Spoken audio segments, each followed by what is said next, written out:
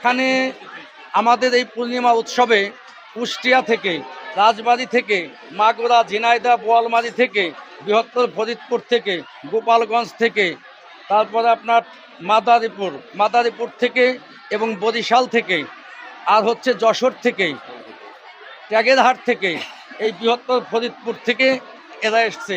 আর আমাদের নারায়ণগঞ্জ, গাজীপুর, টঙ্গী থেকে শুরু করে আপনার মুন্সিগঞ্জ, বৃহত্তর মুন্সিগঞ্জ দিয়ে ঢাকা জেলা সহ, মানিকগঞ্জ জেলা সহ, সেই চট্টগ্রাম থেকেও আমাদের এখানে ভক্তবৃন্দরা উপস্থিত হয়েছে। তারা গতকালই চলে এসেছে কয়েকজন।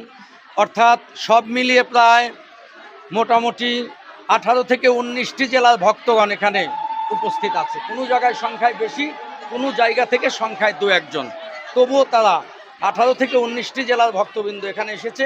ইচ্ছা আছে আগামীতে আমরা এই অনুষ্ঠানটাকে আরও বৃহৎ আকারে যেন পরিচালনা করতে পারি, সেই সিদ্ধান্তটা আমি নিয়েছি মনে মনে। এবং এই আমার সংগঠনের মধ্য দিয়ে, এই শুভ গুরু পূর্ণিমা পালনের মধ্য দিয়ে আমরা শুধু মানব সমাজের হৃদয়ের অন্ধকারটাই দূর করব না, আমরা যেন অসহায় মানুষের পাশেও এক মুষ্ট অন্ন নিয়ে, একটা বস্ত্র নিয়ে যেন দাঁড়াতে পারি।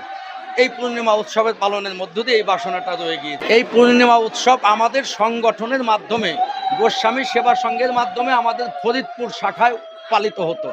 আমরা ফরিদপুরে করতাম এটা। আমাদের যে ফরিদপুরে একটা শাখা আছে, বৃহত্তর কয়েকটি জেলা নিয়ে, সেখানে করতাম। এবারই প্রথম উপার থেকে আমরা আমাদের মূল আশ্রমে এই প্রথম শুরু করলাম।